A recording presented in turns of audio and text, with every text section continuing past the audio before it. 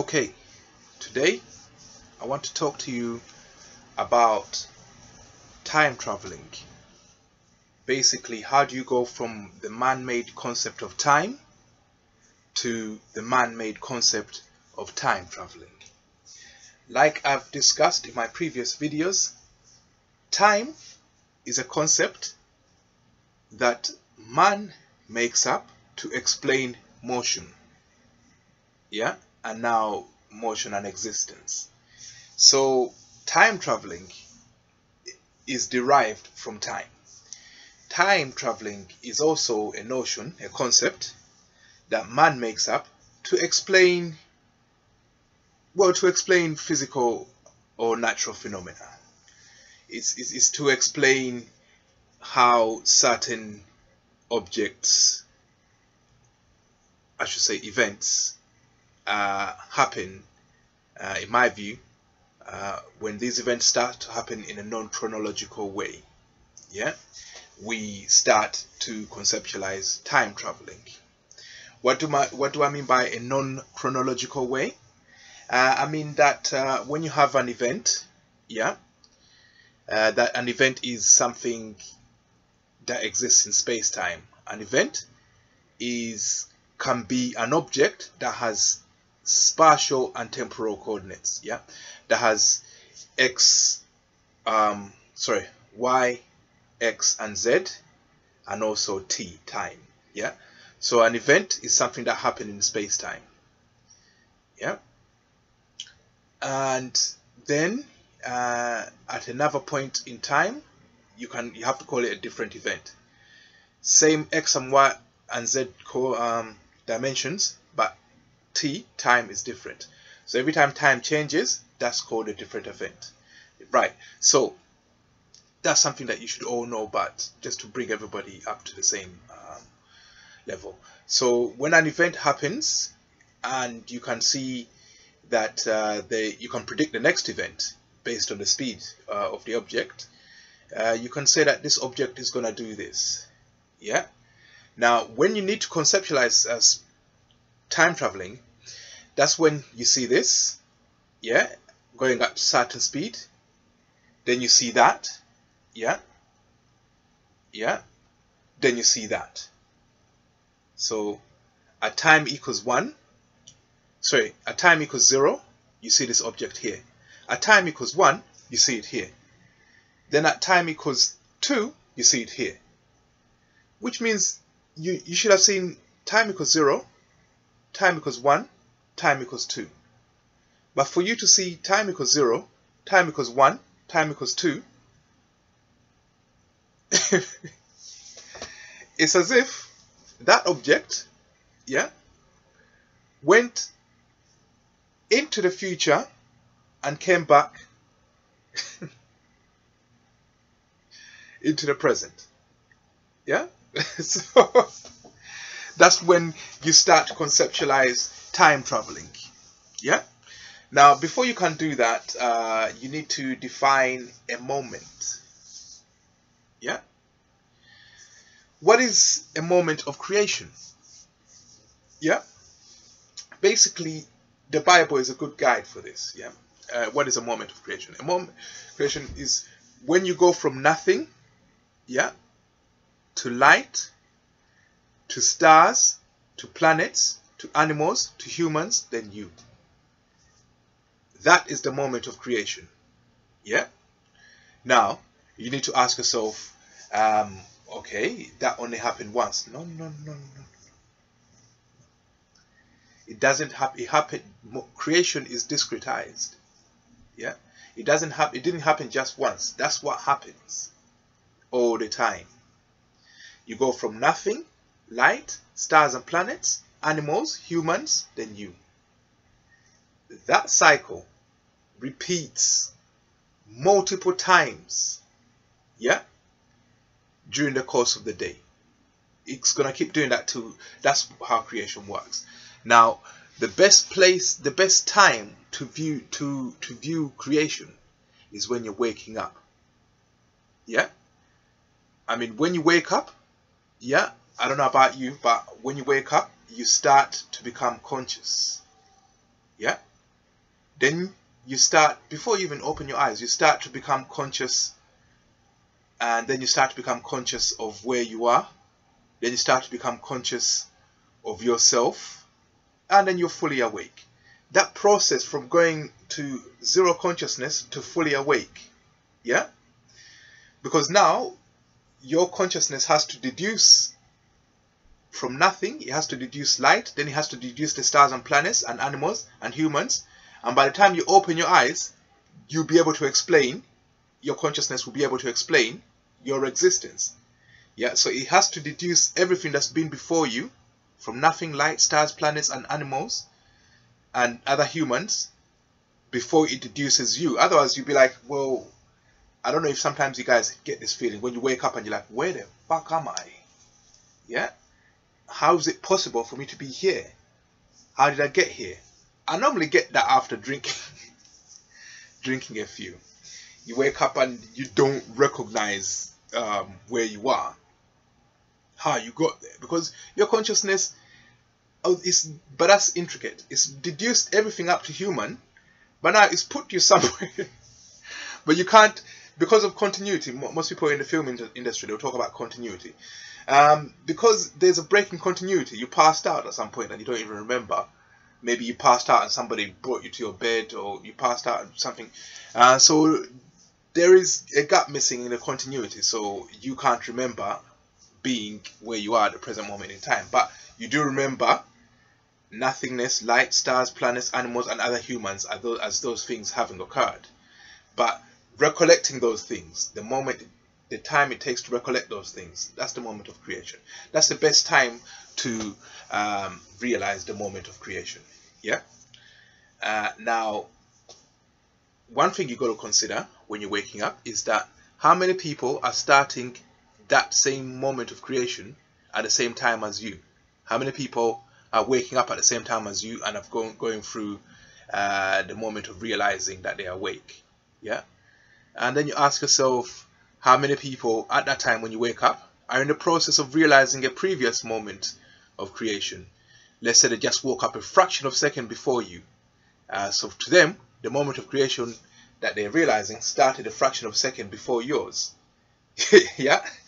Now obviously they're parallel to each other. Yeah. If they're discretized, they're parallel to each other. Well, they're serial to each other, but they can as well be parallel to each other. Because now what happens when you, from yesterday, yeah,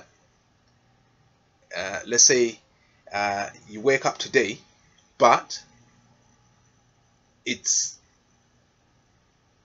the you that woke up yesterday at 7 and went to sleep at 7 p.m. that is waking up today. Yeah. So let's say your mind, once it's stored the you that existed yesterday, when you woke up today, it's playing the you that existed yesterday to today, rather than starting afresh. It instead plays the you from yesterday today. Yeah. Now let's say you wake up as yourself from yesterday. Yeah. It's possible to happen. I know it's very hard to understand, but it's very, very possible to happen. If you wake up as you from yesterday, yeah, and most people haven't gone to sleep from yesterday, yeah, you will effectively be in yesterday. Yeah.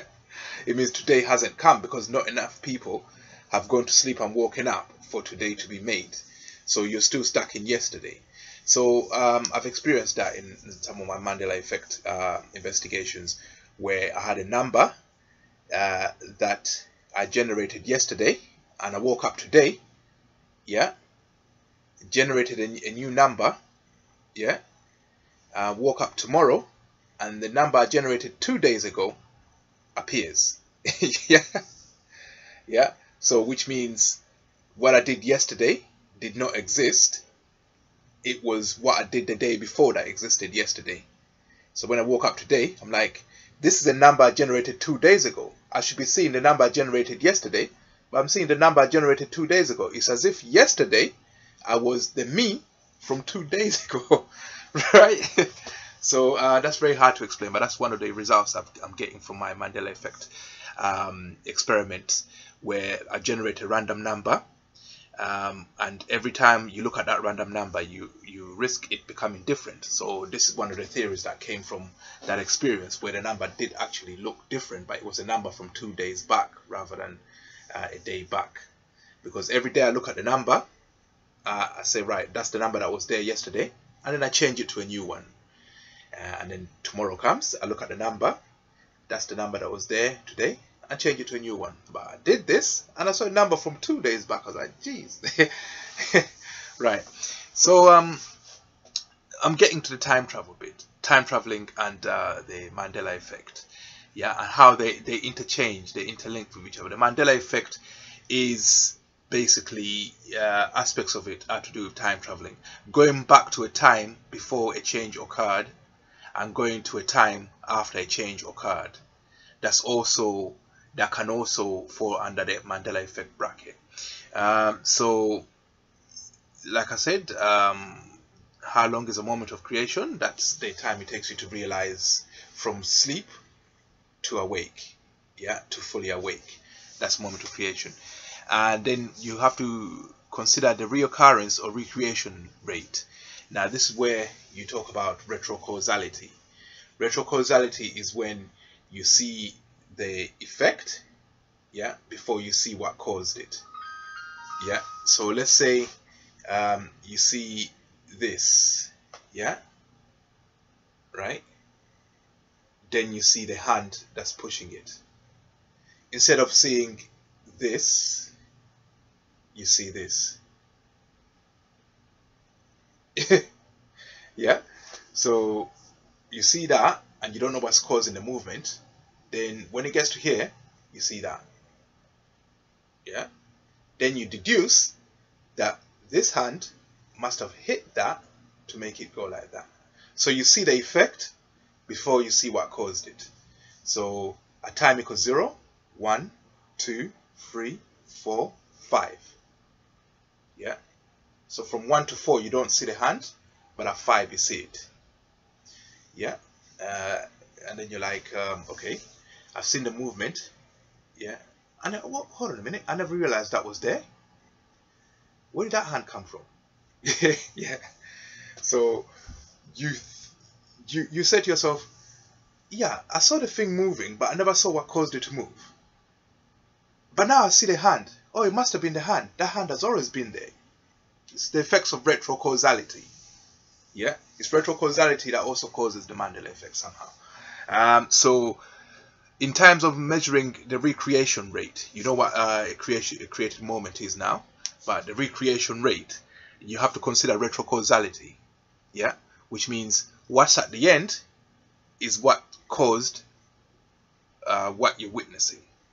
So you say the time spent awake, yeah, from awake to sleep, yeah, that discretized moment.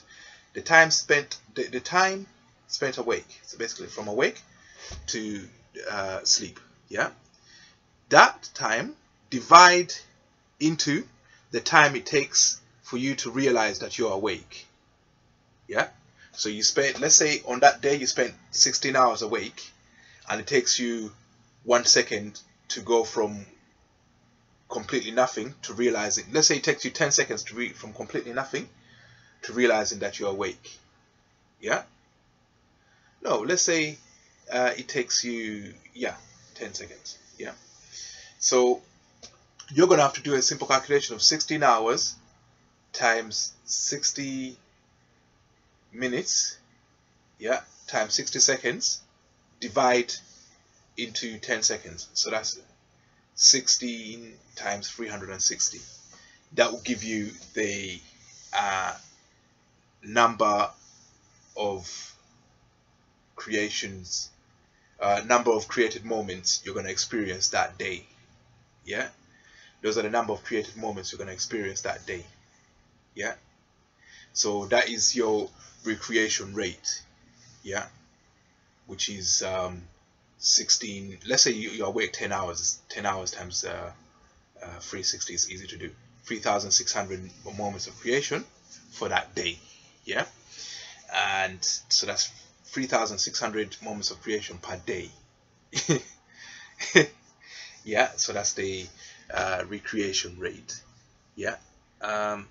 So now time traveling is what happens when those moments start to occur in a non-chronological way. So you're awake for 10 hours, a moment of creation takes 10 seconds. Yeah, that's 10 hours times 60 minutes times 60 seconds divided into 10 seconds. That's 3,600 moments of creation that day.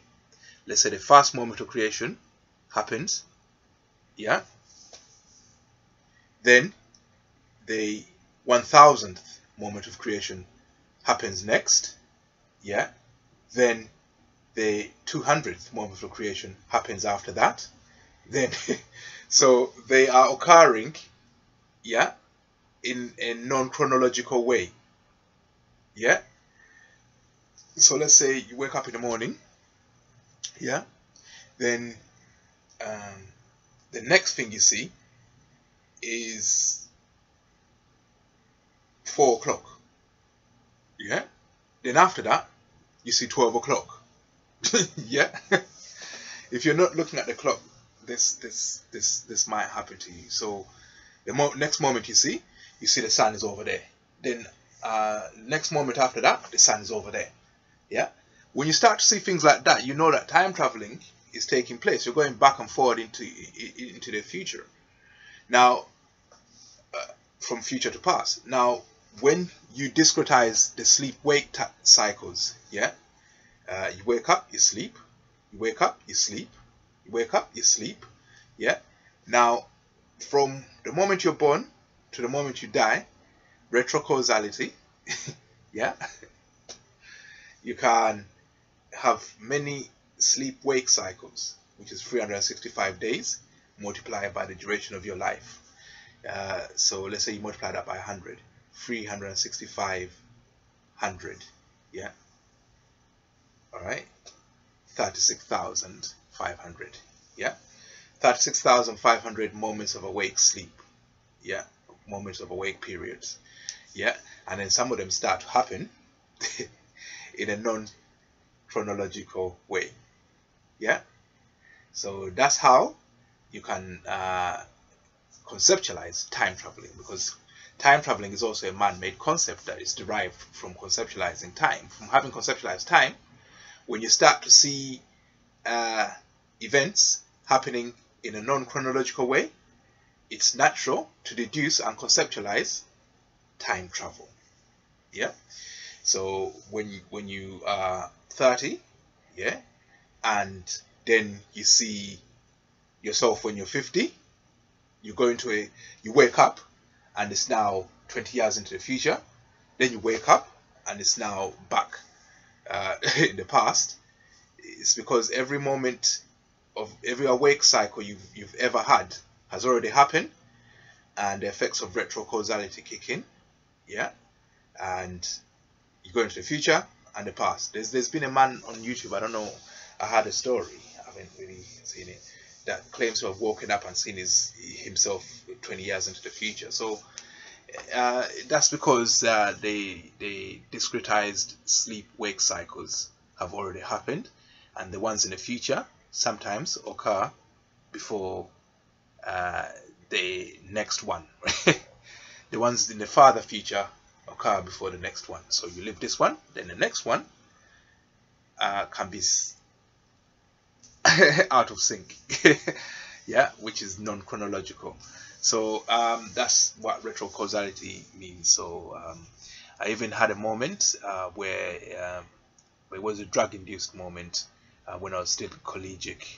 Obviously, when you're at uni, you do it's the done thing. So I actually took a smoke, and basically I started to realize the moment from birth and the moment in the coffin at the same time. I was like, this is me in the womb. Oh, this is me in the coffin. I was like, geez. And then I became aware of that moment. Then I became aware of that moment. Right? But those are drug-induced effects. I mean, in fact, that's what shamans used to use marijuana for. to go back and forward in time. So when in my theory, they'll go back in time and they'll go across space and they'll see the Egyptians building pyramids. Then they'll come back to their time and they'll have the knowledge of building their pyramids. So this, in fact, even when you found the Native Americans, they told you that smoking was a way of connecting with the spirit. It's a communication method. Yeah. So it's a way of communicating across time. Yeah. So very clever to find that out. But basically, that's what I wanted you to consider, that time, yeah, and time travel, which is derived from it, are still man-made concepts, and you can't. There's no real real measurement of it. Yeah, it's still a man-made concept. You can't touch it. It's still man-made. It's still a way of looking at nature. Yeah, that's it.